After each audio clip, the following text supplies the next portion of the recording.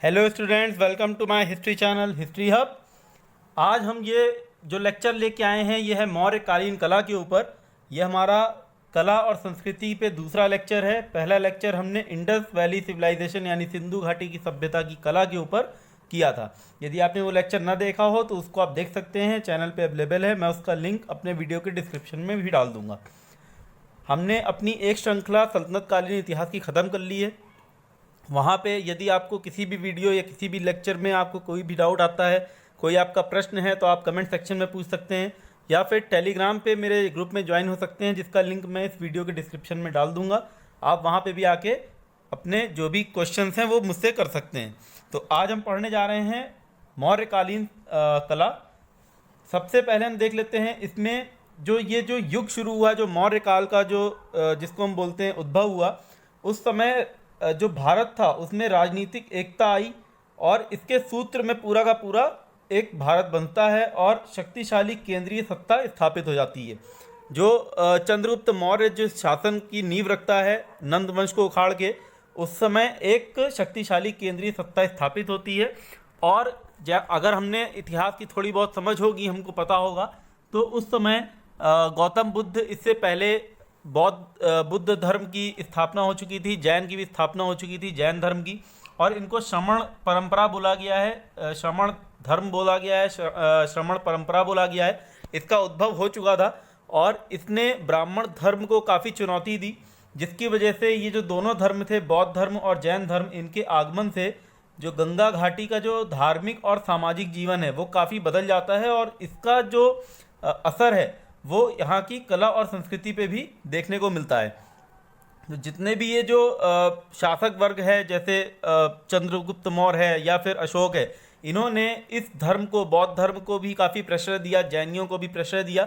हालांकि इनके समय में ऐसा हमको कहीं नहीं देखने को मिलता कि ये ब्राह्मण धर्म के खिलाफ असहिष्णु थे। तो धार्मिक सहिष्णुता जो है वो भारत में, प्राचीन भारत से चली आ रही थी। तो ये हम देख रहे हैं जो धार्मिक सहिष्णुता की जो अवधारणा है वो मौर्य काल में काफ़ी अच्छी थी, काफ़ी ज़्यादा विकसित थी। और मौर्य कला को हम इस पूरी जो कला, जो मौर्यकालीन कला है, उसको हम दो भागों में बांट सकते हैं। पहली है दरबारी कला, जिसको शासक वर्ग ने जिसको प्रेशर दिया और जो शासकों के द्वारा बनाई गई या बनवाई गई। और दूसरी है लोकप्रिय कला, जो जिसमें व्यक्तिगत पहल हुई है। तो दरबारी कला को अगर हम देखें, दोनों का रूप अगर हम विभाजन करें, तो मौर्य कला की जो दरबारी कला है उसमें जो महल हैं वो आते हैं, स्तंभ जो अशोक के स्तंभ हैं और स्तूप, ये सारे के सारे दरबारी कला के अंतर्गत आते हैं। और जो गुफाएं हैं या मृदभांड जो बर्तन बने या जो यक्ष यक्षिणी की मूर्तियां बनी, वो लोकप्रिय कला में आते हैं। तो आज हम अपने लेक्चर में जो बात करेंगे वो करेंगे अशोक के महल, चंद्रगुप्त के महल, उसके स्तंभ, अशोकों के स्तूपों के बारे में बात करेंगे और गुफाओं के बारे में बात करेंगे। इसके अलावा जो लोकप्रिय कला है, मृदभांड और मूर्तियाँ या फिर यक्ष यक्षिणी की मूर्तियाँ हैं या प्रस्तर जो कलाएं हैं, और इसकी जो मौर्यकालीन कला की जो विशेषताएं हैं उसके बारे में हम अपने अगले लेक्चर में बात करेंगे। तो शुरू करते हैं। सबसे पहले इसकी कला का जो सबसे पहला उदाहरण हमको मिलता है मौर्यकालीन का, वो मिलता है पाटलिपुत्र का मौर्य राज प्रासाद। मतलब एक महल है, चंद्रगुप्त मौर्य द्वारा निर्मित था ये महल। और इसकी जो तुलना है या इसकी जो प्रेरणा है वो मिलती है कहाँ से? ईरान में पर्सपोलिस के अकमीनियन महलों से इसकी प्रेरणा है। मतलब वहाँ से ये प्रेरित है। ये जो महल बना है चंद्रगुप्त मौर्य का, ये प्रश्न में, ऑब्जेक्टिव प्रश्न में आ जाता है कभी कभी। यहाँ से एक प्रश्न बनता है कि ये चंद्रगुप्त मौर्य का जो महल है वो किस महल से प्रेरित है या विदेश की कौन सी कला से प्रेरित है। तो ये ईरान की जो कला है उसका काफ़ी असर देखने को मिलेगा हमको जब हम मौर्यकालीन कला पढ़ेंगे। तो जैसे जैसे हम आगे बढ़ेंगे मैं आपको बताता जाऊंगा कि उसमें क्या क्या समानताएं थी ईरान की कला से मौर्यकालीन कला में, और क्या क्या उसमें विभिन्नताएं हैं, क्योंकि ये प्रश्न भी कभी कभी पूछ लिया जाता है। यूनानी राजदूत मेगास्थनीज ने कहा था कि ये महल, जो चंद्रगुप्त का महल है, ये सीरिया राज्य के सूसा और एक बताना के राजमहलों से अधिक सुंदर है। तो मतलब यहाँ पे जो मैगस्थनीज आया था, एम्बेसडर जो आया था चंद्रगुप्त मौर्य के शासनकाल में, जो मैगस्थनीज आता है एम्बेसडर, उसने इसकी इसका उल्लेख किया है। और इस महल का उल्लेख मेगास्थनीज के अलावा एक और यात्री ने किया है, जो था चीनी यात्री फाहियान। तो ये भी प्रश्न कभी कभी बनता है कि इस महल के बारे में कौन कौन से समकालीन स्रोतों से हमको पता चलता है, या किस किस यात्री ने इसका उल्लेख किया है। तो हमको याद रखना है, इस महल के बारे में दो यात्रियों ने बताया है, एक मेगास्थनीज ने बताया है और एक चीनी यात्री फाहियान, जो कि आगे चल के 5वीं सदी में आता है, गुप्त काल के समय में आता है। उसने भी इसके बारे में काफ़ी विस्तार से बताया है, और इसकी शोभा जो है वो देख के वो दंग रह जाता है, ऐसा उसने उल्लेख किया है। इसको बनाने की मुख्य सामग्री लकड़ी है, मतलब ये लकड़ी से निर्मित था। और यदि आप आज के समय में अगर जाके देखेंगे तो महल हमको नहीं दिखाई देगा, भग्नावशेष उसके मिलते हैं देखने को। और इसी प्रकार का एक अशोक ने महल बनवाया था, और वो बनवाया था कुम्भहार में। तो ये जगह का नाम हमें याद रखना है, कुम्भहार में अशोक द्वारा महल बना है। और ये भी एक विशाल संरचना थी, जिसकी दीवारों को मूर्तियों से सजाया गया था। तो यहाँ पे अब जो दीवारें हैं वो मूर्तियों से सजाना उसका शुरू हो गया है। जो आर्किटेक्चर है, उस आर्किटेक्चर में स्कल्पचर भी है, यानी कि वास्तुकला में मूर्ति कला को भी सम्मिलित कर दिया गया है साथ ही साथ। अब हम बात करते हैं सबसे जो हमारा अहम मुद्दा है, आज का अहम टॉपिक है, सबसे इम्पोर्टेंट हमारा आज का जो टॉपिक है वो है इसका शिलास्तंभ अशोक का, जो कि बहुत ज़्यादा पूछा जाता है और इसके बारे में काफ़ी प्रश्न बनते हैं। अशोक ने अपने समस्त राज्य में महत्वपूर्ण स्थानों पर एक ही पत्थर के टुकड़े के 30 से 50 फीट तक लंबे स्तंभ खड़े करवाए हैं। एक ही पत्थर के टुकड़े मतलब एकाश्म पत्थर से बने हैं, एक ही पत्थर से बने हैं, उसमें कहीं पे बीच में जोड़ नहीं मिलेगा आपको देखने के लिए। और इस पर शिलालेख लिखवाए हैं उसने, जो कि राजकीय प्रतीक के रूप में लिखवाया गया है। और ये स्तंभ नीचे मोटे हैं और ऊपर जैसे जैसे ऊंचाई बढ़ती जाएगी क्रमशः ये पतले होते जाएंगे, यानी कि जो इसका बेस है वो चौड़ा है स्तंभ का। इतना चौड़ा अगर बेस है तो अगर ये स्तंभ ऐसे जा रहा है तो इस तरह से कुछ देखने को मिलेगा। इसका ऊपर का जो एरिया है वो काफ़ी कम है। फाहियान ने 6 स्तंभों का उल्लेख किया है, ये एक महत्वपूर्ण तथ्य है। और बाद में आए चीनी यात्री हुएनसांग, जो कि हर्षवर्धन के समय में आता है, उसने 15 का उल्लेख किया है। इनको अशोक की लाट भी कहते हैं। हमने जब सल्तनत कालीन इतिहास पढ़ा था तो उसमें भी इसका जिक्र हुआ था। टोपरा से जो एक स्तंभ को स्थानांतरित किया गया था और एक मेरठ से किया गया था। तो सबसे पहले देख लेते हैं ये स्तंभ की जो आर्किटेक्चर है, जो इसकी बनावट है, उसमें क्या क्या हमको खास बात समझने वाली है और प्रश्न हमारे किस तरह से बनते हैं। सबसे पहले तो आप ये जान लीजिए कि जो पूरा का पूरा स्तंभ बना था वो चुनार का लाल बलुआ पत्थर से बना था। पहला फैक्ट हो गया ये। और ये एकाश्म पत्थर है, ये इसकी एक फीचर है, इसकी एक खूबी है। और ये जो आपको स्तंभ का जो ये भाग दिख रहा है इसको बोलते हैं मूठ या शाफ्ट बोला गया है इसको। और इसके ऊपर आप देख रहे होंगे तो एक उल्टे कमल की आकृति दिख रही होगी, ये उल्टे कमल की आकृति है। और इसके ऊपर एक चौकी रखी गई है, ये जिसको बोलते हैं अबैकस, और इसमें जानवर का भी अंकन है। और इसके ऊपर एक पशु को बैठाया गया है। अलग अलग स्तंभों में अलग अलग जगह पे अलग अलग पशु मिलेंगे, अभी हम उसकी चर्चा करेंगे आगे। तो फिलहाल आप इतना जान लीजिए कि इस के पार्ट्स को, अलग अलग पार्ट्स को क्या क्या बोलते हैं। तो ये हमारा शाफ्ट हो गया, शाफ्ट, उसके बाद अबैकस यानी कि चौकी, और उसके ऊपर एक पशु रखा है। तो ये जो कमल से लेके ऊपर का जो भाग है, इस पूरे को बोलते हैं शीर्ष, और अंग्रेजी में इसको कैपिटल बोलते हैं। और जो इसके नीचे का भाग है शीर्ष से नीचे, उसको शाफ्ट बोला गया है। और ये पॉलिशदार चमकदार स्तंभ है, ये इसकी एक और खूबी है, पॉलिशदार चमकदार स्तंभ है और एकाश्म पत्थर से बना हुआ है। स्तंभों की सूची मैंने यहाँ पे दे रखी है। और ये एक स्तंभ की फ़ोटो जो मैंने डाली है, ये रामपुरवा का स्तंभ है। हमसे यहाँ से जो प्रश्न बनता है वो ये बनता है कि किस स्थान पे, किस स्तंभ पे कौन सा पशु बैठाया गया है। तो यहाँ पे मैंने जो लिस्ट डाली है उसको आप देख सकते हैं। रामपुरवा बिहार में है और इस पे वृषभ शीर्षक इसका है। माफ़ कीजिएगा, ये जो पिक्चर है ये लौरिया नंदन की है। लौरिया नंदन पे सिंह पशु बैठा हुआ है और रामपुरवा पे वृषभ है। इसके अलावा बहुत सारे और भी हैं, जैसे सबसे जो महत्वपूर्ण है इसका वो है इलाहाबाद स्तंभ, जिसको जो पहले कौशाम्बी में था और अकबर के काल में जहांगीर द्वारा ये प्रयाग दुर्ग में लाया जाता है। और इसके अलावा तोपरा का है जो अम्बाला ज़िले में है, जिसको फिरोज शाह तुगलक ने शिफ्ट कर दिया था दिल्ली। इसके अलावा है संकिसा, संकिसा पे गज है, ये भी एक महत्वपूर्ण तथ्य है, यहाँ से क्वेश्चन बनता है, एक क्वेश्चन यहाँ से ही बन सकता है। एक लौरिया नंदन मैंने आपको बता दिया सिंह है। सांची में भी सिंह है, 4 सिंह हैं। सांची पे सिंह है, सारनाथ पे 4 सिंह है, जिसको हमने नेशनल एम्बलम जो है जहाँ से लिया गया है वो सारनाथ का ही स्तंभ है, जिसके ऊपर 4 सिंह बैठे हुए हैं, जिसके बारे में हम अभी आगे चल के बात करने वाले हैं।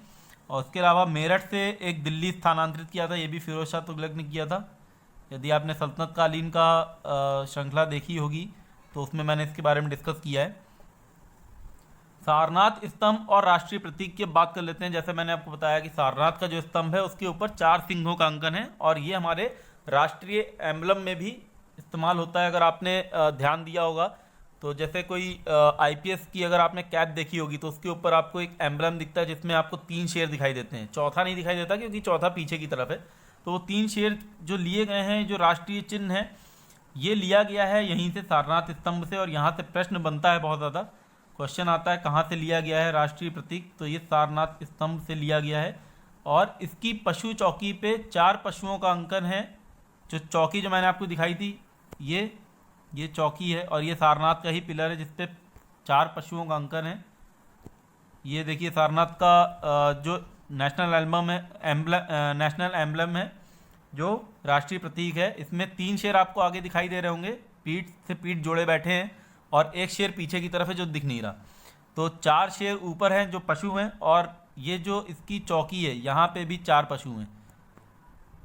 पशु आकृतियों की महत्ता जो है वो बौद्ध मान्यता के अनुसार है। अब ये जो चौकी पे जो 4 पशु हैं अलग अलग, घोड़ा, हाथी, वृषभ और सिंह, तो ये 4 जो पशु हैं इनकी जो महत्ता है, जो इनकी इम्पोर्टेंस है, वो बौद्ध मान्यता के अनुसार है और इन्हें बुद्ध के जन्म, कुल, निष्क्रमण और राशि का प्रतीक माना जाता है।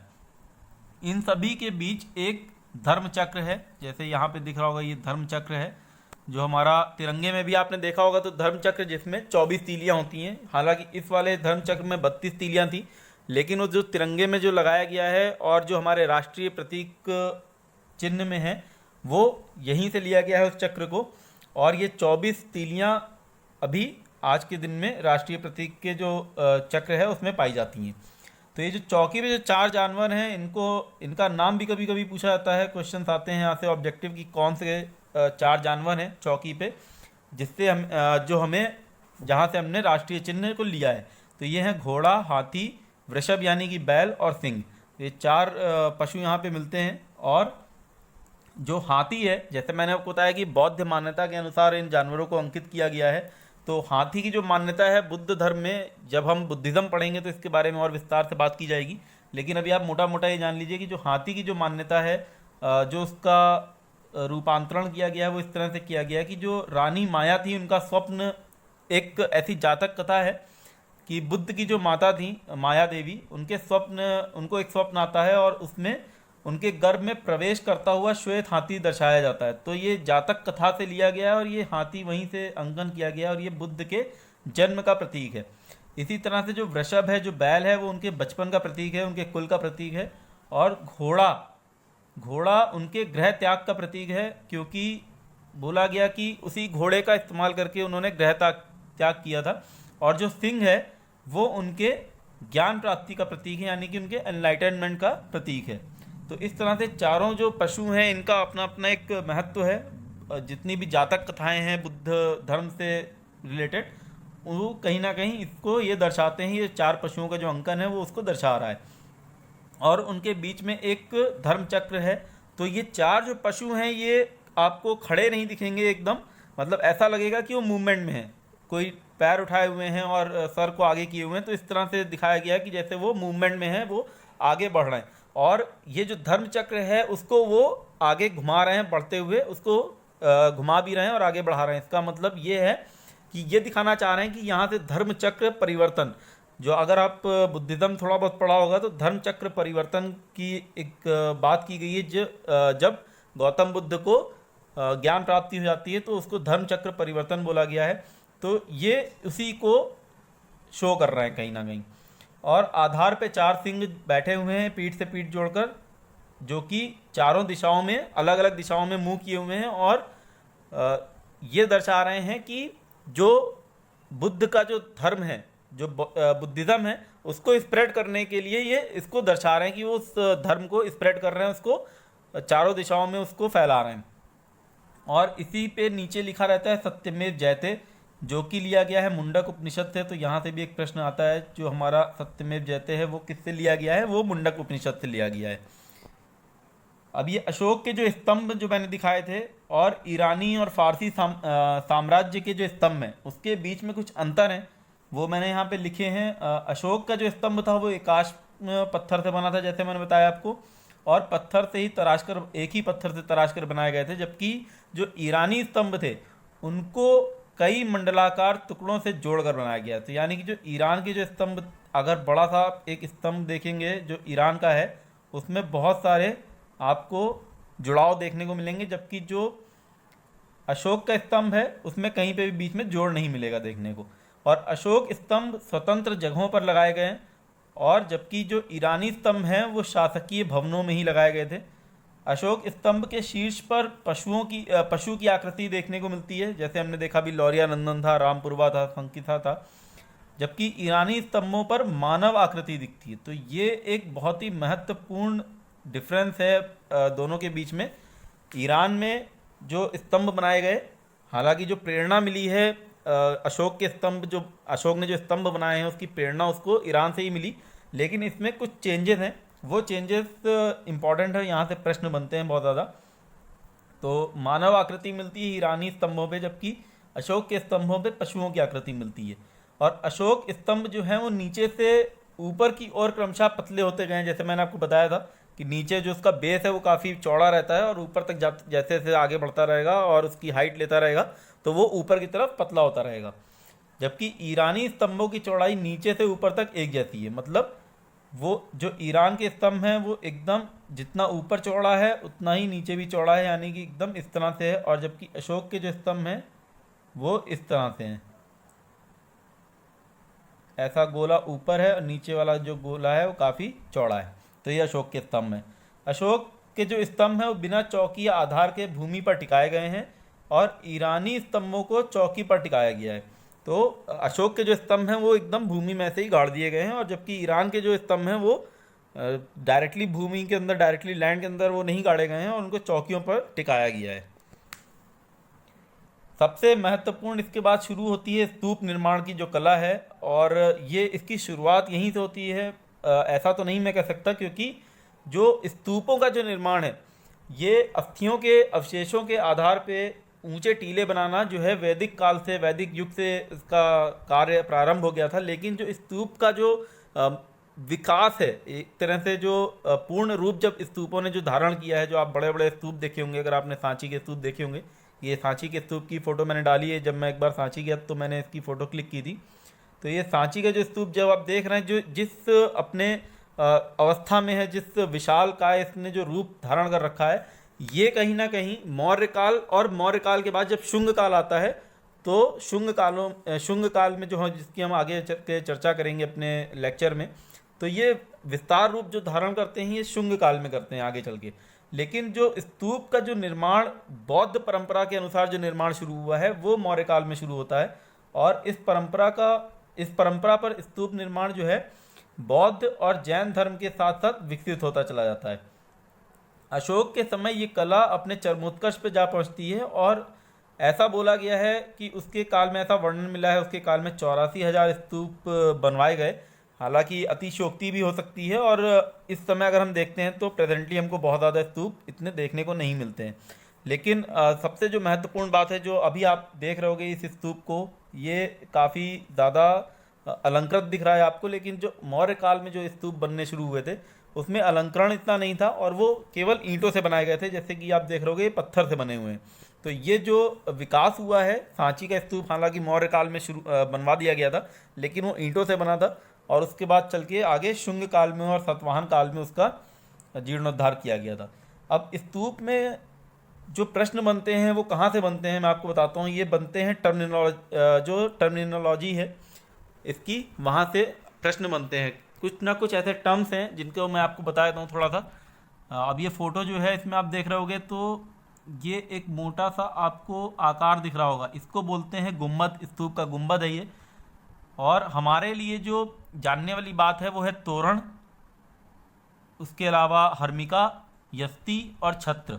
इसके अलावा एक है प्रदक्षिणापथ। जो तोरण क्या होता है, तोरण जो है वो प्रवेश द्वार है, गेटवे है स्तूप के अंदर जाने का।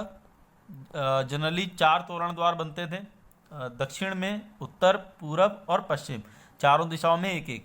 और ये जो तोरण की जो बनाने की जो परंपरा शुरू हुई है वो मौर्य काल में नहीं है, वो बाद में शुंग और सतवाहन काल में शुरू होती है। ये जैसे इस फोटो में आप देख पा रहे होगे, ये इस तरह से एक गेट आपको दिख रहा है, तो यही है तोरण, इसी को बोला गया है तोरण, यानी कि एंट्री गेटवे जो है स्तूप के अंदर जाने का, उसको तोरण बोला गया है। इसमें कई तरह की अलंकरण आपको देखने को मिलेंगे, स्कल्पचर देखने को मिलेंगे, और कुछ स्कल्पचर ऐसे होंगे जो जातक कथाओं से रिलेटेड होंगे, जैसे शाल भंजिका का आपको एक स्कल्पचर देखने को मिल जाएगा। इस तरह से काफ़ी देखने को मिलेंगे। हर्मिका जो है वो स्तूप के ऊपर, ये जो गुम्बद बनी है, गुम्बद के ऊपर एक चौकी रखी हुई है, इसको हर्मिका बोला है। और इसी के अंदर जो भगवान बुद्ध के अवशेष हैं उनको सुरक्षित रखा जाता है हर्मिका में। तो यहाँ से प्रश्न बनता है, ऑब्जेक्टिव प्रश्न, कि स्तूप के कौन से ऐसे क्षेत्र में भगवान बुद्ध की अस्थियों को या उनके अवशेषों को या उनके इस्तेमाल किए हुए वस्तुओं को रखा जाता है। इसके ऊपर यष्टि है, और ये एंटीना जैसे आपको 3 ऐसे दिख रहे होंगे, 1 2 3, ये एंटीना ऐसे जो बने हुए हैं इनको छत्र बोलते हैं। और ये 3 क्यों बने हैं, इसका भी बुद्ध से रिलेशन है। बौद्ध धर्म की जो मान्यता है, जो फिलॉसफी है, जिसमें त्रिरत्न बोले गए हैं, बुद्ध, धम्म और संघ, तो ये उसको दर्शाते हैं, बुद्ध, धम्म और संघ को। इसके अलावा जो प्रदक्षिणा पथ आपको दिख रहा होगा, ये प्रदक्षिणा पथ जो है रेलिंग, एक ऐसी रेलिंग बनी हुई है, और इसके अंदर आप यहाँ से सर्कुलर मोशन में इसके चारों तरफ आप घूम सकते हैं। जैसे मंदिरों में भी आपने देखा होगा तो प्रदक्षिणा पथ होते हैं, बीच में गर्भगृह होगा और चारों तरफ आप उसके परिक्रमा करते हैं। तो ये परिक्रमा करने के लिए दिया गया है प्रदक्षिणा पथ। और यहाँ पे मेडिटेशन वगैरह को काफ़ी प्रोत्साहन दिया जाता था। तो ये जो पूरा का पूरा स्तूप निर्माण है, ये अपने इस रूप में पहुंचता है शुंग और सतवाहन काल में। हालांकि जो इसका बनना शुरू होता है वो मौर्य काल में शुरू हो जाता है। सबसे प्राचीन स्तूप है उत्तर प्रदेश का पिपरवा स्तूप। ये सीधा सीधा वन लाइनर प्रश्न यहाँ से बनेगा। और सांची का स्तूप सबसे प्रसिद्ध है, जिसकी मैंने आपको फोटो दिखाई, जिसको अशोक ने बनवाया था ईंटों से, लेकिन इसका जीर्णोद्धार शुंग काल में हुआ और आगे चल के सतवाहन काल में भी होता है। बुद्ध की मृत्यु के बाद बनाए गए 9 स्तूपों की जगह है। अच्छा, जब बुद्ध की मृत्यु हुई थी तो 8 स्थानों पे स्तूप जो बनाए गए वो बुद्ध के अवशेषों से बनाए गए, और जो 9वां स्थान था जहाँ पे स्तूप बनाया गया वो बुद्ध के अवशेषों से नहीं, बल्कि उस बर्तन को वहाँ पे रखा गया जिसमें बुद्ध के अवशेषों को रखा गया था। तो ये 9 स्तूपों की जो जगह है वो मैंने आपको दे दी है। राजगृह, वैशाली, कपिलवस्तु, अलकप, रामग्राम, वेतपीड़ा, पावा, कुशीनगर और पीपलीवन, ये 9 जगह स्तूप बनाए गए थे बुद्ध की मृत्यु के बाद। अब यहाँ पे आते हैं हम गुफा स्थापत्य कला। जो गुफा की जो स्थापत्य कला है वो यहाँ से विकसित होना बहुत ज़्यादा शुरू होती है। चट्टानों को काट कर बनाई गई थी ये गुफाएं। और गुफा बनाना तो प्राचीन भारत क्या बल्कि इतिहास में अगर देखें तो सबसे पहला निर्माण कार्य गुफा ही है।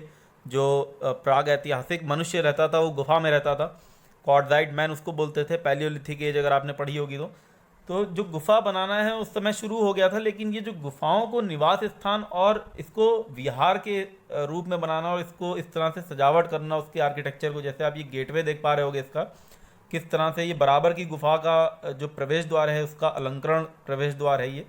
और ये मौर्य काल में जैन और बौद्ध भिक्षु इन गुफाओं को विहार यानी निवास स्थल के रूप में उपयोग करते थे। विशेषताएं इसकी ये हैं कि इसकी जो अंदर की जो दीवार है, भीतरी दीवार, वो काफ़ी पॉलिशदार है और इसका द्वार काफ़ी अलंकृत है। तो अंदर की जो दीवार है, भीतरी दीवार, वो काफ़ी पॉलिशदार दीवारें हैं। बराबर और नागार्जुनी पहाड़ियों की गुफाएं, इसके बारे में पढ़ लेते हैं, यहाँ से प्रश्न बनते हैं। और नासिक की जो गुफाएं हैं वहाँ से भी प्रश्न आते हैं।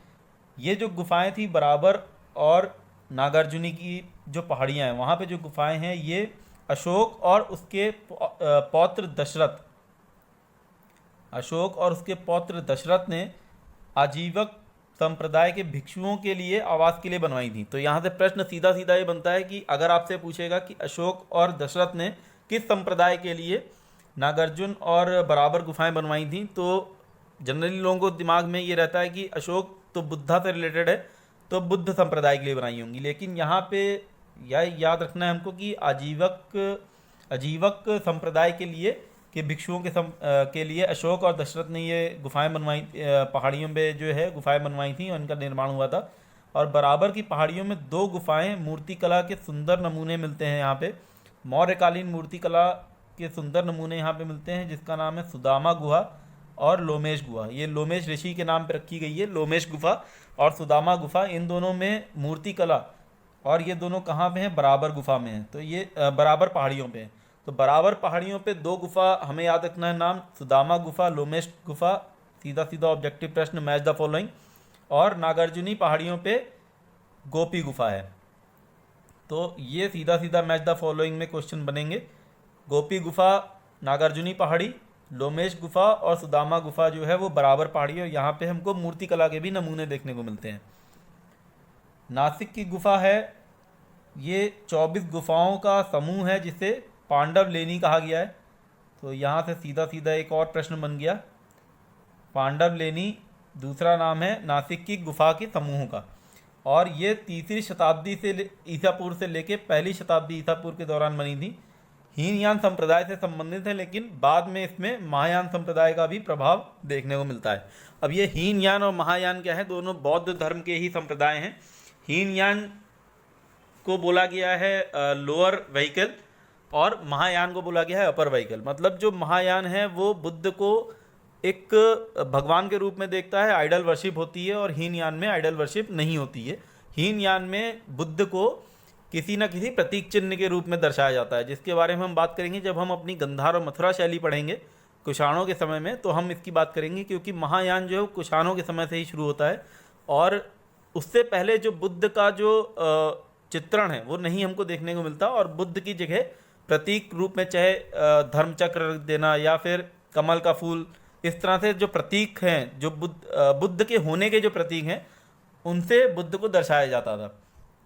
तो ये जो हीनयान से संबंधित गुफा थी नासिक की गुफा, तो यहाँ पे पहले जब ये स्थापना इसकी हुई और जब यहाँ पे निर्माण कार्य हुए, तो वहाँ पे नासिक की गुफा में बुद्ध का हमको कहीं पे भी स्कल्पचर नहीं मिलता देखने को शुरुआत में। लेकिन बाद में जैसे जैसे समय बीतता है तो महायान संप्रदाय का प्रभाव इस पर देखने को मिलता है, और यहाँ पे बुद्ध का हमको अंकन भी देखने को मिलता है मानव रूप में और भगवान के रूप में। ये स्थल जो है ये अपनी जल प्रबंधन की उत्कृष्ट प्रणाली के लिए भी मशहूर है। और यहाँ से भी प्रश्न बन सकता है ऑब्जेक्टिव, कौन सी गुफा या कौन सी स्थल इनमें से अपने जल प्रबंधन की उत्कृष्ट प्रणाली को दर्शाता है। तो ये हमारा आज का लेक्चर था पूरा। यदि आपने चैनल सब्सक्राइब ना किया हो तो इसको सब्सक्राइब कर लें, लाइक कर दें, इस वीडियो को शेयर करें अगर आपको पसंद आया। और यदि आपको कोई भी डाउट है कहीं से भी किसी भी टॉपिक में अभी तक, तो कमेंट सेक्शन में भी पूछ सकते हैं, या फिर डिस्क्रिप्शन में दिए मेरे वीडियो के लिंक में टेलीग्राम ग्रुप का लिंक है, वहाँ पे भी जाके आप मुझसे सवाल कर सकते हैं। तब तक के लिए धन्यवाद।